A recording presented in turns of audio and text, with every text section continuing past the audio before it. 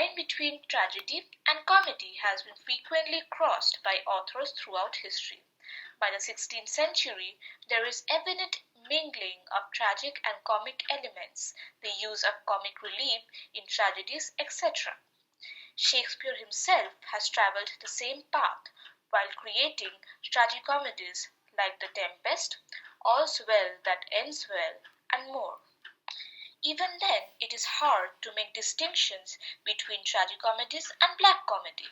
Black comedy is a form of drama which displays a marked disillusionment and cynicism.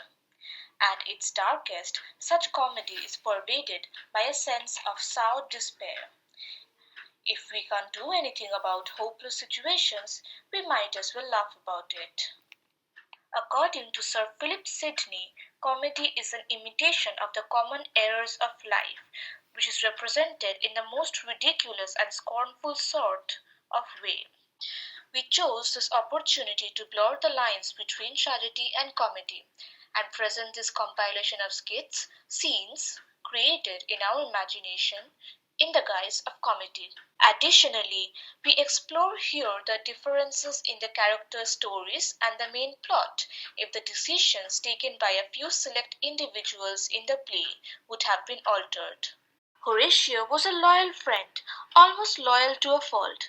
Throughout the play, he never criticizes Hamlet's decisions, however poor or shocking they may have been.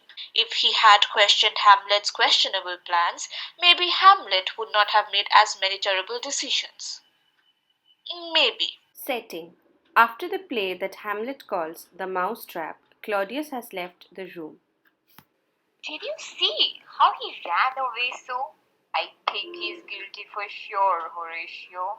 My trap has caught the rat. I don't know about that. As your friend Hamlet, I have to give it to you straight. Claudius's reaction to your play does not make him a murderer. I hear what you say, but I feel my opinion is fairer. Though it seems like it went in one and out the other year, I told him what he needed to hear. Polonius had an intrusive habit of intruding on issues that did not require him. This is what would have potentially happened if he did not do so.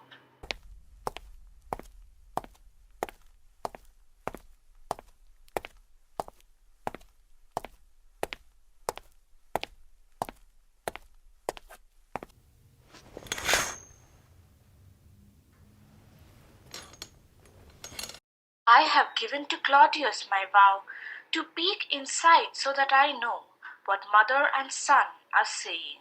Spying? No, I'm not spying. Why would someone say so? I mean, of course I know. I should not be standing at the door, listening in like a thief. Yes, I was just going to leave. Huh? Gertrude had a tendency to have dependency on other men. She could have just chosen her son to rely on, or maybe believed more in herself so that she would not have had to marry Claudius. A wise though hasty decision it was to leave at the altar Uncle Claudius, though it would have been preferred if you hadn't run away on the morning of the actual wedding day. Still, it was better late than never, or you would have had to call him your father. I would rather not think of that. I should leave now. It is getting late.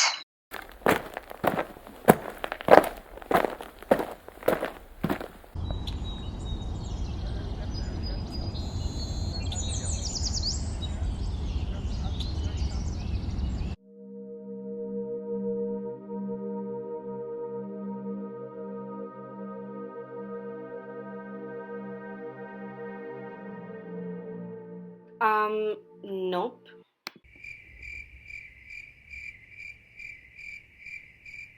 Nope. This is the time to bail. This marriage will be a fail. Marrying my previous brother-in-law sounds like a big character flaw. Fortinbras would have probably been the central character if Hamlet wasn't there. He has all the characteristics of being the perfect revenge play hero that was required at that time. So there isn't really much that we can change about him unless we turn him into a whole different person. But if I was in his place, I would have definitely taken a very long vacation instead of going to conquer that polished land which, at the end of the day, didn't even make a difference. I have embarked on this journey to conquer Poland. Therefore, I should be allowed to pass through Denmark. Conquer Poland? You mean the whole of it? Yes. If we wanted to, we could. But for now, we settled to conquer only a part of it. All that stuttering, that would make a man feel like you're going out to subjugate some desolate, puny wasteland. Huh? I did not stutter. It's only an attack to gauge their powers.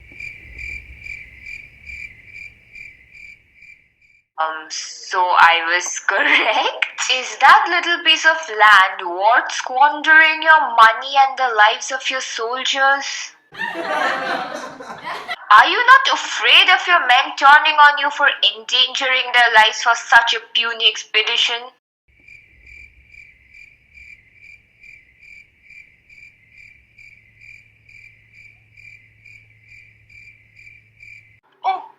Oh, it's a letter from the king, my uncle. Oh, he's quite frail and grey. I'm afraid I need to spend some time with him before it's too late. But don't you worry.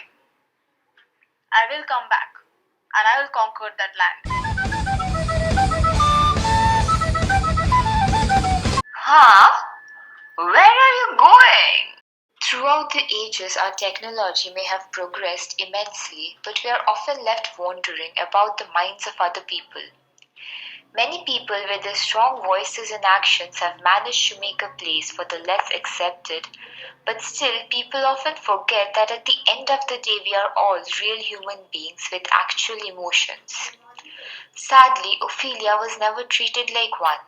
So it won't be a surprise if many people often wonder that what if one day she just woke up and decided to show all the men in her life the place where they actually belonged.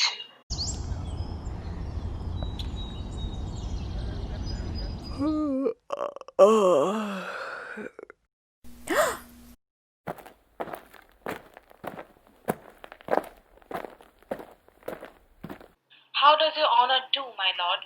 I hope you have been having a good day. Well, fair Ophelia, I humbly thank you. My lord, I have remembrances of yours that I've longed to redeliver. I pray now you receive them. No, I never did. My honored lord, you know right well you did, and with them words of so sweet bread composed. I've made these things more rich, their perfume lost. Take this again, for to the noble mind, rich gives wax poor, when givers prove unkind. Dear my lord, Ha ha, are you honest? my lord, Are you fair? what means your lordship? That if you be honest and fair, your honesty should admit no discourse to your beauty. Could beauty, my lord, have better commerce than with honesty? Aye, truly, for the power of beauty will sooner transform honesty from what it is to a bond than the force of honesty can translate beauty in his likeness. This was sometime a paradox, but now the time gives it proof. I did love you once. Indeed, my lord, you made me believe so. You should not have believed me. I was the more deceived. Get thee to a nunnery. Why wouldst thou be a breeder of sinners? I am myself indifferent, honest, but yet I could accuse me of such things that it were better my mother had not borne me. I am very proud, revengeful, ambitious, with more offences at my beck than I have thoughts to put them in, imagination to give them shape, or time to act them in. What should such a fellow as I do, crawling between earth and heaven? We are errant knaves all, believe none of us. Go thy ways to a nunnery. Huh? You go thee to a nunnery, my lord. Well, Leartus is the one guy who's exactly the opposite of Hamlet. He's always rushing into things without even thinking about the consequences. And I think we all know that these types of people find themselves in very tight spots and very often.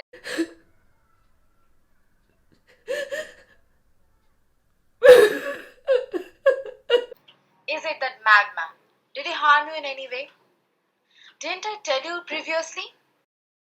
Settle this for once and for all. If I win, you have to marry my sister Ophelia. Why? Only a coward hides behind a curtain of deceit. I know everything. Well, if it is a duel that you want, then I will not shy away from one.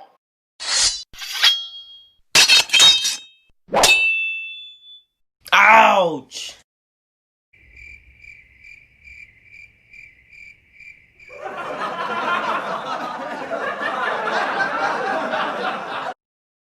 We will surely, yes, surely, we will continue this. Definitely. Mark my word, we will continue this. Huh? Huh? Wasn't my brother here? What is he doing? I just had soap in my eyes. And now we come to Hamlet. There was 1,000 different things he could have done, and it would have given us a different ending to the story every time. But I think it all comes down to the intellectual side of Hamlet, which could have been a double edged sword and possibly his undoing. While the intellectual in him is what makes him unique and sets him apart from other revenge heroes of that time who were characterized by their rashness, the intellectual in him also makes him a philosopher, one who spent too much time in his head. And I think we can all agree that spending that much time by themselves, burdened by their negative emotions, pondering and pondering about something, can drive anybody bananas.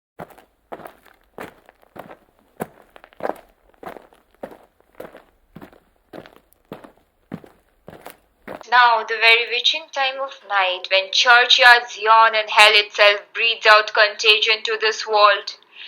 Now could I drink hot blood and do such bitter businesses that they would quake to look on. Soft now to my mother. O heart, lose not thy nature. Let not ever the soul of Nero enter this firm bosom. Let me be cruel, not unnatural. So have you thought? Stop! What do Are you even real? What do you? Am I hallucinating? No, I don't. I definitely need to leave the bottle for a Have while. you been Do you drinking? know what else I need? What? A long vacation from all this overthinking.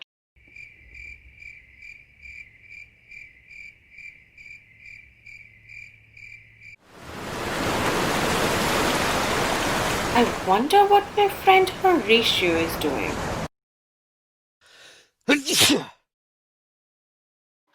King Hamlet should have slept with one eye open. Literally. Claudius was so thirsty for power that only poison could satiate him. When administered to those he considered family, of course. If only he had cared about not leaving a trail of bodies behind him for a throne.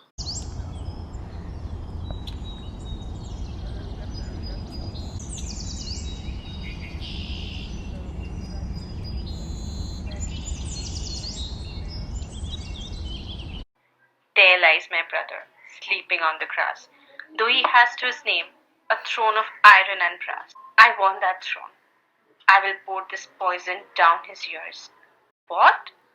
Murder isn't socially acceptable in the 21st century. But how shall the throne be mine if I don't commit fratricide? Okay, then I shall murder my own brother. He shall still be king, but I won't have sinned.